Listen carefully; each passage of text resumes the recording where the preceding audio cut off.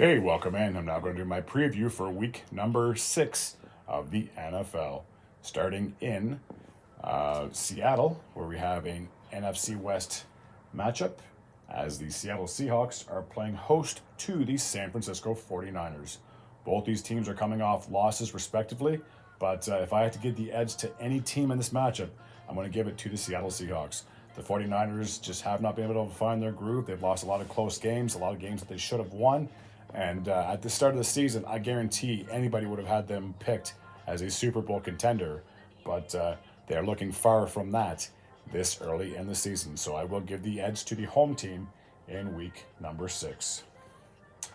Alrighty, we have an early game in on Sunday. I believe this takes place in England, if I'm not mistaken, as it seems to be a very common theme, as the Jacksonville Jaguars will head into London to take on the Chicago Bears. For the Jaguars, they got their first win of the season this past weekend. They'll be looking to build on that momentum. They're going to look to try to improve to 2-4, while the Bears are sitting at 3-2. They're overachieving, but not in a bad way. This one's going to be close, and just because they won, I say the Jaguars, they'll bring that momentum from Florida to London and pull off a victory against the Bears. The Arizona Cardinals are heading into Green Bay to take on the Packers. The Arizona Cardinals are sitting at 2-3. The Packers are sitting at 3-2. I really want to give the Packers the edge in this one, but if Kyler Murray is playing like he has been, especially last week and for most of this season, I wouldn't be surprised if the Cardinals went into Green Bay and pulled off a victory. They just beat the 49ers. Yes, the 49ers are dealing with injuries, and obviously a big person missing from San Fran is Christian McCaffrey. But if you can beat the 49ers, you're clearly doing something right. So I'm just going to give the Cardinals a slight edge in this matchup. The Indianapolis Colts are heading into Tennessee to take on the Titans. The Colts suffered a pretty tough loss last week against the Jaguars. The Titans obviously coming off a bye week, so they're sitting at 1-3. I'm going to give the edge to the Titans in this one. The Colts should, in theory, get the victory, whether you start Quentin Richardson or Joe Flacco. But after the Titans beat Miami in Florida, I got a funny feeling that they want to try to prove that they are going to be a terrible team this year, if that makes any sense. So I will give the edge slightly to the Tennessee Titans. Alrighty, off to Foxborough, as the New England Patriots are playing host to the Houston Texans. The Patriots are sitting at 1-4, while the Texans have the exact opposite record. They're sitting at 4-1. Don't have to get into too much detail. The Texans are obviously the better team on paper. I will give the edge to Houston in this one. I say they improved to 5-1, and which should give them a significant lead in that AFC South. The Tampa Bay Buccaneers are taking on the New Orleans Saints. Both these teams are coming off of Week 5 losses. Obviously, one of these two teams will, unless it ends up in a tie, will stop their losing streak. The Saints coming off a tough loss against the Chiefs. The Buccaneers are coming off a loss against the... Where's Tampa Bay? Where's Tampa Bay? And then the Tampa Bay Buccaneers lost their Thursday night matchup against the Atlanta Falcons. I'm going to give the edge to the Saints in this one. Yes, the Buccaneers should be able to win, and theoretically they probably are the better team, but there's just something about this Saints team. I don't think they're going to be going away all year. I think it's honestly going to be a dogfight for that division, even though the Buccaneers have 3 wins. I just have a hunch that it's going to be close than what most people think. I think between the Buccaneers, Saints, and Falcons, it's going to be like a 3-headed race for first place in that division. I don't see one team really rolling away with this division crown anytime soon. So I will give the edge to Derek Carr over Baker Mayfield. Alrighty, the Cleveland Browns are heading into Philadelphia to take on the Eagles. The Browns are off to a very poor start, 1-4, while the Eagles are coming off a bye week. They are sitting at 2-2. I'm going to give the edge to Jalen Hurts and company. They should be able to pull the victory off in this game. I'd be very surprised if they didn't. But then again, if I look back at last year, there was a lot of games that they lost that they should have won. So this could be a trap game for them. Who knows? But I just have a hunch that the Eagles are going to come away victorious over the Cleveland Browns. Now, this should be quite an interesting matchup, and I never thought I'd ever say this, as the Baltimore Ravens are playing host to the Washington Commanders. It's going to be interesting because Washington sitting at 4-1. They're off to one of their best starts in quite some time. I think the stat when I read was like 08 or 09 when they started off this good, and they still missed the playoffs that year. So anything can happen, but they are proving that they are a very good team, to say the least. And the Baltimore Ravens are coming out off of a huge win over the Cincinnati Bengals, and they're on a 3-game winning streak as well. So they're going to be looking to build on that momentum. Obviously, winning away from home is huge, and now you're coming back. You're going to have the home crowd in front of you. I got no choice. I'm going with Baltimore all day. A division matchup in the AFC West, as we have the Denver Broncos playing host to the Los Angeles Chargers.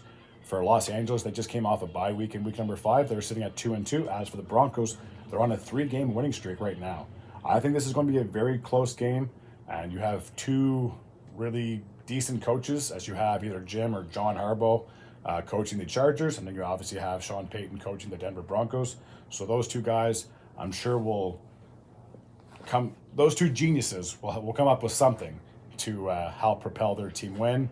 And yes, Justin Herbert has more experience. I think he's been in the league now for 4 or 5 years over Bo Nix, who's a rookie. So I believe the Chargers can pull off a win, and they should, but I've been betting against my team all year. It's time for me to finally get on their bandwagon, and I believe the Broncos are going to be 4-2 after week number 6. The Pittsburgh Steelers are heading into Las Vegas to take on the Raiders. The Raiders are coming off a loss against the Broncos. They're sitting at 2-3, and despite the loss to the Dallas Cowboys, the Steelers are 3-2. This is going to be a game of all games. Obviously, for the Steelers, they're trying to prove that they are legit. If they lose, then they go back to 500, and if they go back to 500, then it's possible the Ravens could take over first place in that division. I believe they're both tied with a 3-2 record respectively. So obviously, if the Ravens win their matchup, Steelers lose theirs, there goes first place. And I'm not saying that things are going to just snowball and the wheels are going to fall off, but this is a Steelers team that has a lot to prove. And the big question for them is who's going to be starting as quarterback. Are you still going to have Justin Fields, who proved to be a little inconsistent last week against Dallas? Or do you bring in Russ and let him try to cook for the Steelers? He has yet to play a regular season snap or in regulation. So we'll see how he fares, if he's going to be rusty or not. As for the Las Vegas Raiders, I mean, it's hard for me to crap on them because as a Broncos fan, I'm not a fan of the Raiders or the Chiefs or the Chargers, but it's looking a little grim, to say the least. Gardner Minshew was picked off twice, maybe 3 times last week, I can't remember, and he eventually got yanked in favor of Pat O'Connell, if I'm not mistaken, who was the backup quarterback for the Raiders.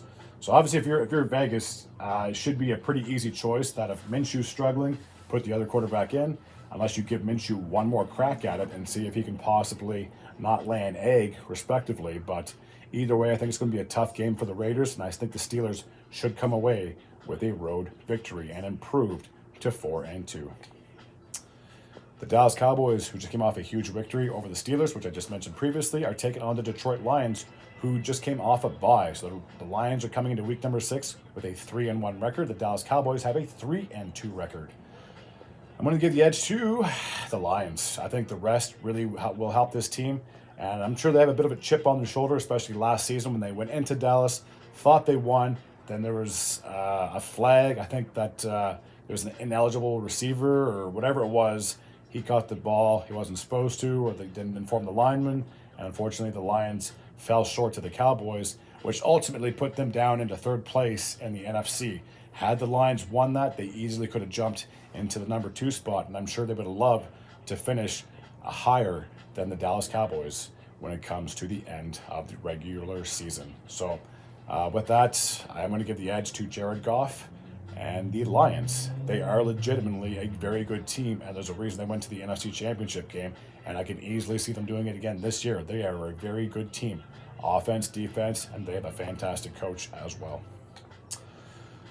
Alrighty, back to our divisional games as we have the Atlanta Falcons, and they're heading into Carolina to take on the Panthers.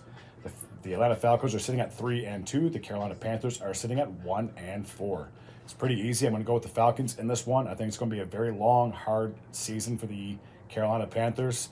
I still think they're going to be rebuilding for at least a couple more seasons. And as I mentioned previously when I talked about Tampa Bay and the New Orleans, I truly have a lot of faith in Atlanta that they could possibly make a run for their money and put up a bit of a fight in that NFC South. The Sunday night matchup takes place in New York as the New York Football Giants are playing host to the Cincinnati Bengals. Now the Bengals are struggling heavily, 1-4 coming into this week 6 matchup, or are they 1-5? Cincinnati, where are we? Cincinnati, they're 1-4 heading into week number 6. So they're struggling to say the least. As for the New York Football Giants, they got their second win in a huge upset over the Seattle Seahawks just last week. They're sitting at 2-3. I've been betting on the Bengals all season, and I've been betting against the Giants all season, and that's not going to stop. I have a funny feeling that this is a make or break game for the Cincinnati Bengals, because if they lose this game, they can pretty much count any chance of making the playoffs out of the door, because there's no way that, I don't think there's ever been a team that's gone down 1-5 or 1-6 to start a season and make it a postseason. And yes, there is the extra game now compared to back in the day, but I don't think that's going to make much of a difference when it comes to a potential wild card spot. I don't think you even consider the Bengals in talks of winning the division, because they're already 2 games or 3 games behind the Ravens and Steelers respectively. And unless both those teams go on 2-3 game losing streaks and the Bengals pick their game up and go on 2-3 game winning streak, I can pretty much kiss that AFC North title goodbye. So they need to win this. They should win this. The Giants can upset the Bengals, if you can call it an upset. Both these teams are really struggling, but I'm still going to go with the Bengals. Mark my words, if they lose this, I'm going to predict against them the rest of the season. And the last game on Monday takes place in New York as the Jets are playing host to the Buffalo Bills. The Jets are coming off a bit of a stinker of a loss against the Vikings of 23-17 just this past Sunday, and the Bills suffered a massive loss in Houston. So both these teams are going to hope to stop their losing streak and get on a bit of a roll, to say the least. And I will give the edge to Josh Allen and the Buffalo Bills. I know I've been heavily picking them all season, but I truly believe that their mindset has to be Super Bowl or bust. It's no longer congratulations, you made the playoffs, or congratulations, you won a wild card round. It's you need to get over that hump. You need to be able to go to a conference championship game like they did in 2021. You need to be able to get to a Super Bowl, which they haven't done since the early 90s. So it's been well over 3 decades, and this fan base is well overdue. So I will give the edge to the Buffalo Bills in this matchup. The teams that have their bye week in week number 6 are the Kansas City Chiefs. They are still undefeated at 5-0. The Los Angeles Rams are 1-4. The Miami Dolphins are 2-3, and the other undefeated team is in the NFC as the Minnesota Vikings are 5-0. Alrighty, that takes care of my preview for week number 6 of the NFL season. I can't believe that we're already 6 weeks into the NFL season. We're pretty much a third of the way there, because there's 18 weeks. So once week 6 is done, then you can pretty much say that we're literally 33% done the season, and that's pretty sad. They got to extend the season by like half a year, because the off season just absolutely kills me when it comes to the football. Alrighty, there's no more point me rambling about this kind of stuff. As always, if you're new to this channel and you like this type of content, feel free to hit the sub button. I'd be very grateful and very appreciative. Until next time, and as always, take care.